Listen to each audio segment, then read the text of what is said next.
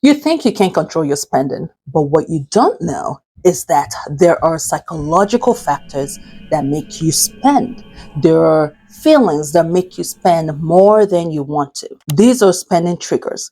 While you're crunching numbers and budget and all, CEOs and companies, advertising companies, marketing companies are focused on pressing those trigger buttons because they know they are the basis for our unconscious spending habits. Now, we are living things, we are alive, hence, therefore, spending is normal.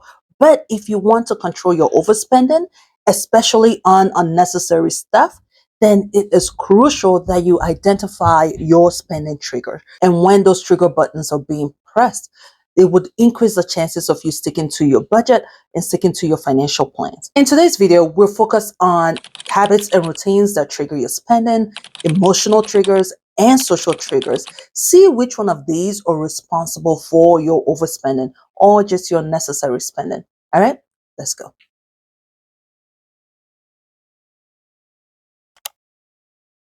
Emotional spending triggers is a basket case. This is unconscious factors that make us spend based on emotions rather than rational thinking. A wonderful example, because I am going through it, is this thinking that we have to spend to celebrate a moment or to reward ourselves for something. And like I said, we are human beings, we are living things. It is normal to reward yourself with something. Here's where it's a problem. I told you guys I'm turning 40 this year. I'll probably say it 500,000 times throughout this year. But there's this thought process of, maybe I should buy something for myself to mark 40, and I'm usually not a designer person, but I started thinking maybe I should buy myself a designer bag, just to mark 40. Make it make sense. Why? I don't really need a designer bag. I usually don't buy designer bags. I can't justify the price, right? But I'm starting to justify it because I'm turning 40. And so that justifies the price. See, that's the mindset. I think I'm rewarding myself with buying something that under normal circumstance makes no sense for me to spend that much money on a bag. I have a lot of bags. I don't need to spend that much. But because I think I'm rewarding myself, it makes no sense. I mean, the more I say it now, the more I'm like, it makes no sense. What keeps me from doing that, or what has kept me from doing that, is because I'm just like, but why? And then I thought, well, I will just buy myself something that is more of an investment or an asset, probably like a real gold chain, because then that would be something that is worth the cost. As though me buying myself a $30 thing is not marking me turning 40. And when I did that, when I thought through it, I was like, rubbish. Rubbish. Why do I think it has to cost this much money to mark the fact that I'm turning 40? For you, it may be Fridays. Friday's a vibe. Perhaps your overspending happens on Friday evenings or on Friday nights. And you're thinking, oh, it's just life, I'm out with friends or I went out to eat.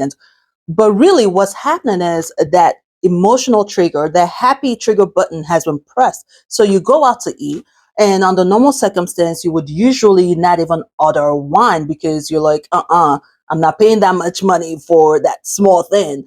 But because you think, it's Friday, it's fine, and then you overspend. Remember, spending is not a problem because it's trading. Your life, you will trade one way or the other. You exchange your money for something you want or something you need. That's not the problem. The problem is spending on what you do not plan to spend or spending more than you plan to spend.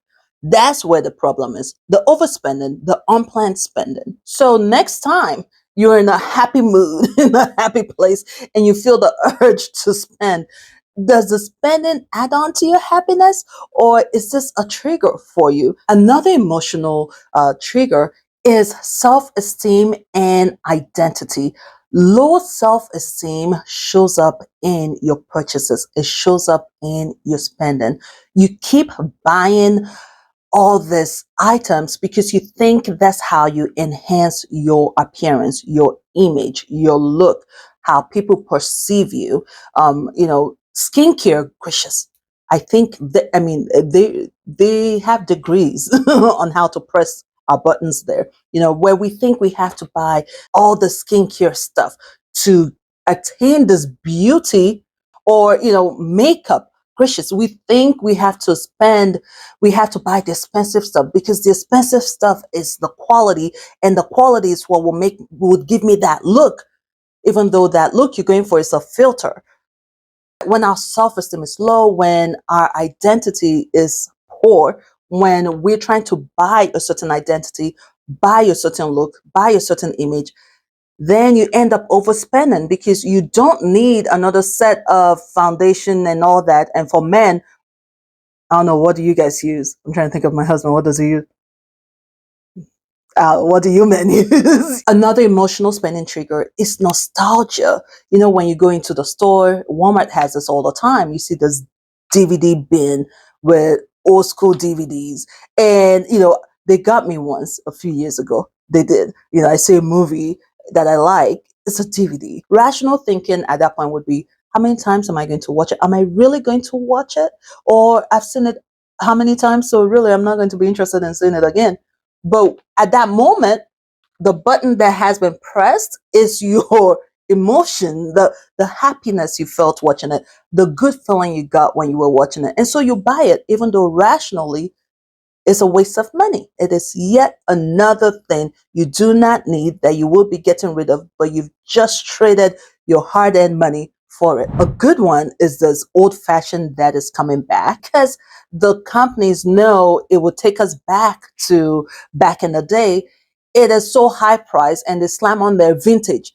Okay, just because it's vintage does not mean it should cost me this much money, But the companies know, they slap vintage on there, they put that vintage design on there, and automatically you rationalize having to spend three times much more on it, on a jacket, just because it's vintage. Feeling guilty and obligated to buy. A good example is, a friend has a birthday registry or gift list, and everything on there is higher than your budget. But you don't want it to come across as though you can't afford it, or you just gifting a friend, but now you feel like you have to buy the expensive stuff, because then that will show you care, even though under normal circumstances that's not how much you want to spend. Or you go out with friends to eat, and usually you just get your main meal, but now you feel obligated to do a 3-course meal, because everyone is doing appetizer and main meal.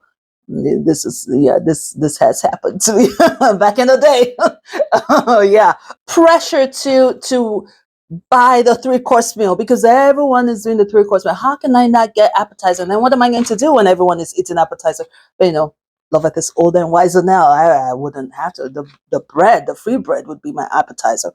But that is emotional spending, the guilt and obligatory spending. Stress and anxiety. Spending gives us pleasure.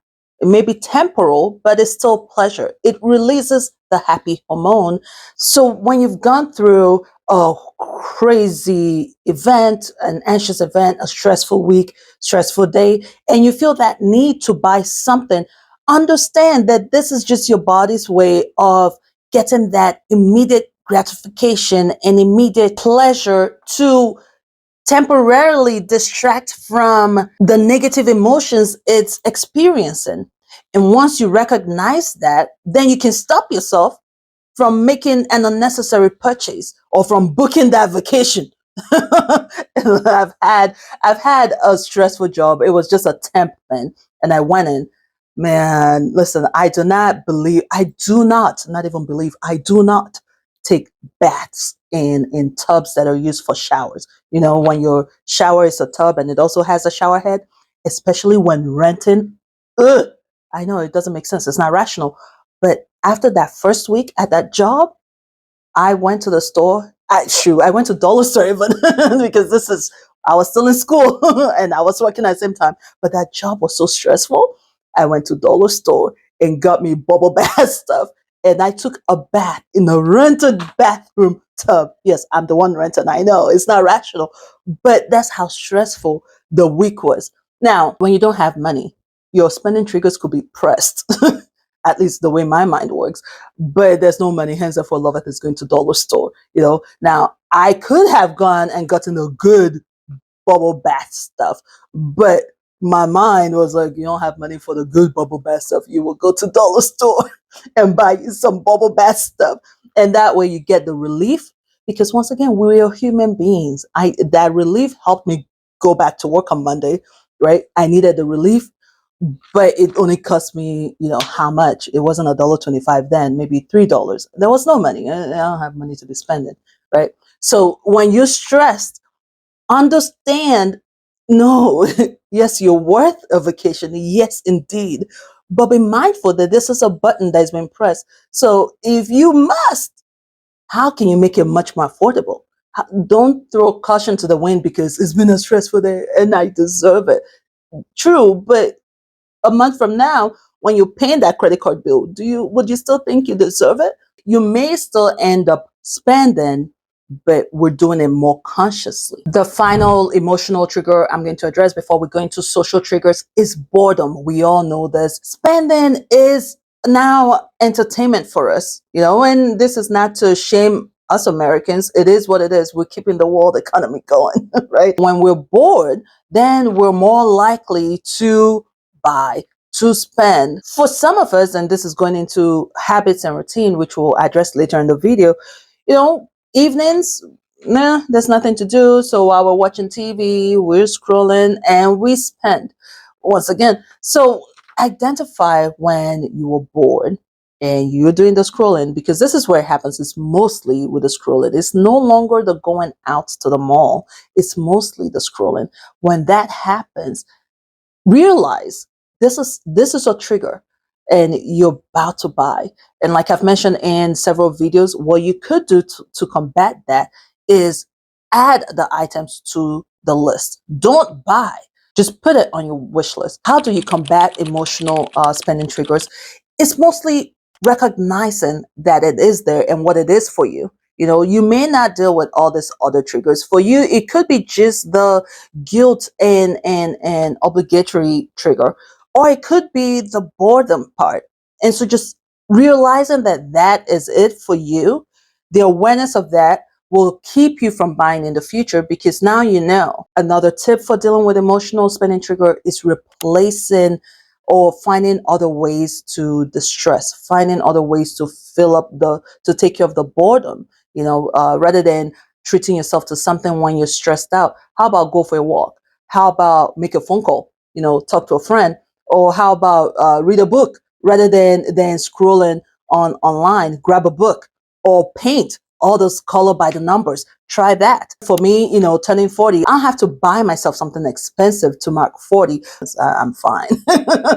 I'm fine. I'm just go on a trip, because it was going to be the trip and the necklace, or the trip and the designer bag. That's foolishness, right? So recognizing the trigger and then replacing it with something else, putting something else in place so you don't fall into that behavior of I'm stressed and so I'm buying something expensive, or I'm stressed so I'm going out to eat, even though I said this is a no go out eat weekend. These are cues from your daily routine that causes you to spend. It's a pattern that ends up with you spending, not because you need something, but you're just used to that pattern of doing things.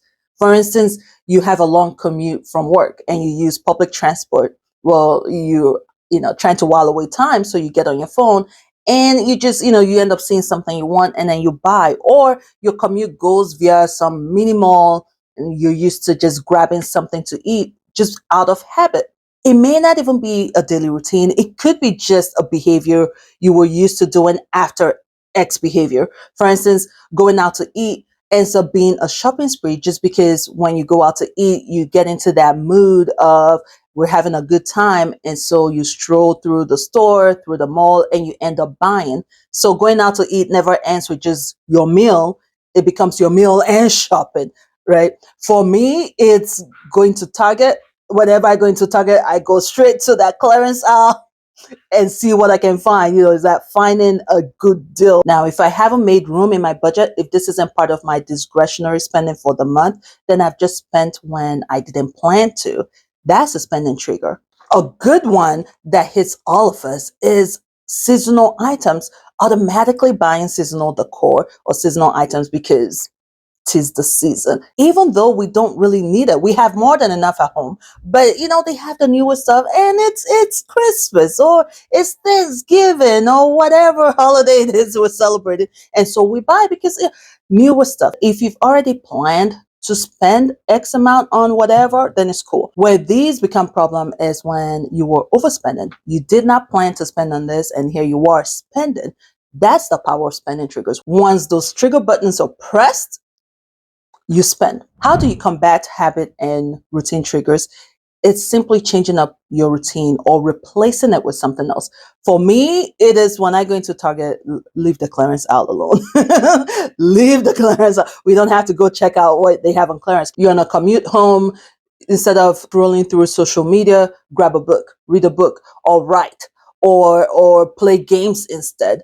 Replace that habit with something else, or change the habit altogether. When you go out to eat, stick to just eating. Don't go window shopping, because just strolling through the store, strolling through the mall, or going into a store equals spending. So you go from restaurant straight home, or you set a budget where this is the amount of money I'm spending tonight, and that's it. So you still get to spend, you still get to scratch that itch of window shopping and spending money, but you've made room for it. These are behaviors and patterns influenced by social interactions. They are societal norms that prompt us to spend. It's the pressure to fit into a class or to follow a trend, what is in, what is now in. Social influence is not only on social media or online. It's you upgrading your gadget because your friends always have the new stuff. It's you buying a luxury car, a brand name, not because it fits into your financial plan, but because this will give you that respect. So you think this will have people see you in a different light, or because you want to fit into a certain class, or your circle, they all have the brand name, so they all drive the luxury car, and so you buy even though it doesn't fit into your financial plan. It's you trying to show wealth, visible wealth. Like I always say, I'm not against you wanting fine stuff. Heck, I want fine stuff. I see nothing wrong in that. It's when you buy to show. The motive behind your buying, the motive behind your spending is mostly to show visible wealth. Vacations, your friends go on vacations, and that's great, but what fits into your financial plan is maybe one vacation a year. But hey, your friends are going to all these exotic places, and so I have to go to exotic places too. It's not wrong. It's only wrong if it doesn't fit into your financial plan, but now you feel the need to do so. That need to is your trigger. That need to is the social influence. You're only doing this because fill in the blank. We cannot underrate the power of social influence, especially through social media. Back in 2022, a Pew Research found that 76% of users across platforms made their purchase based on a social media post. Influencing market is so profitable for companies that a lot more companies are channeling their money towards influencing market. A lot of our spending comes from, you watch someone online, especially once again, when you add that to emotional trigger, you're just chilling, scrolling through your phone, you're watching your favorite YouTuber, or you're following TikTok, and you see a video of that YouTuber or that influencer on TikTok, making sandwich, and they're using this very aesthetically pleasing sandwich maker. It's more modern, it's newer, it looks good, and here you go wanting to buy one. I saw a toaster for $378. How do I know the price? Of course, an influencer. It was an ad actually, but it was created by an influencer and it had touch buttons. I was like, ooh, nice, And then it had this thing where you can make your grilled cheese. You put your grilled cheese in this thin, in this metal thin, clamp it, and put it into the toaster. I make grilled cheese all the time for my kids. I was like, oh, this would be amazing, and it has touch screens and whatnot. Okay, I like. All right, how much is it? Because I've been here before, the prices. I was shocked. $378. $378 for a toaster? Then I thought, all right, well, I'm not going to buy the toaster. I mean, touch screen and isn't it just toast? Do I need a touch screen for toast or even bagel? All right, I'll buy the clamp. That's what I need. The clamp was $80. $80 for what? Do I have $80 in my account? Of course. It's not a matter of I can't afford. The point here is when you think, who the heck is buying a toaster for $378? It may not make sense. But the fact is, the companies know, oh, yeah, people do buy. And it's not necessarily those who make umpteen amount of money and they can afford it. We can all probably pay $378. But they know you put this toaster under the right light, have the influencer users show you how peaceful it is and how things are handy. That rational thinking of why the heck do I need to pay $378 for a toaster that does the same toasting as my $15 toaster? That rationale is out the window because you're not buying a toaster. When you make that purchase, you're buying the dream of the calm and the perfectly toasted toast in the $80. You're not even thinking of the $80 clamp. You're just thinking of, ooh, I don't have to do all that work with the grilled cheese. But then you buy it, newsflash. You still have to do the work with the grilled cheese. You still have to put the bread and the cheese on there. It's not going to do it for you. And now you see another ad of another toaster. This time it's going to be $500. Now the clamp will come with the toast. So you don't even have to take the clamp out, put the grilled cheese in there and put in the toaster. No, the toaster will have the clamp and they will sell you this dream of you no longer have to use the clamp. This is a long explanation of the influence. Next time you're about to click and buy, pause, ask yourself, do you really need what is being sold? Or have you been sold on the fact that you need it? Were you silent or were you silenced? Emotional and social influence do go hand in hand. So really, the way to combat this is, of course, recognizing that it is an issue for you. Recognizing that there's this desire to keep up, desire to show, and ask yourself why. Are you less than if you don't? Something that helps me. It's not rational, but sometimes you got to meet irrational with irrational. When I see people having what I want, and I'm like, oh, it would be nice, it's reminding myself, you don't know what their account looks like. Yeah, some of them can afford it. Yeah. But a lot of them may not. And we've heard a lot of stories with all this financial podcast, people driving these luxury cars and their finances are a mess. So I always remind myself what it looks like is not always what is. And that gives me some satisfaction. That gives me some satisfaction. Like, all right, yeah, I'm not buying that expensive outfit or that expensive bag, or I'm not going on those expensive vacation, but my account is good. You know what I mean? It's not rational. It's not grown up. It's not a 40-year-old behavior, but it works. I'm like, but they don't know my account. My account is good. So Florida will do with a good account. And they're going to Bora Bora. May not even be able, their account may be in the negative. There may be a lot of credit heavy lifestyle while I'm enjoying my Florida with peace of mind. Is it judgmental? Yes, it is. Yeah, we're working on it, but it helps me not feel like I have to keep up. It's one of the tricks that help me. I hope it helps you. Something else that helps with dealing with this social influence is remembering that at the end of the day, what your financial goal is. Remembering your financial goal will help alleviate that need to give into some of these triggers, because that goal is worth a lot more than the triggers. Being honest with your financial standing with your circle of friends goes along with. Now, I'm not saying tell them your business. Use money and friendship don't go hand in hand. But try to create an environment where you can actually say, no, I don't have the money for that. Not in a negative way, not in a depreciating way, in a way that makes you sound like, oh, I'm a victim. No, you say it in a way that lets them know, no, this is not my plan.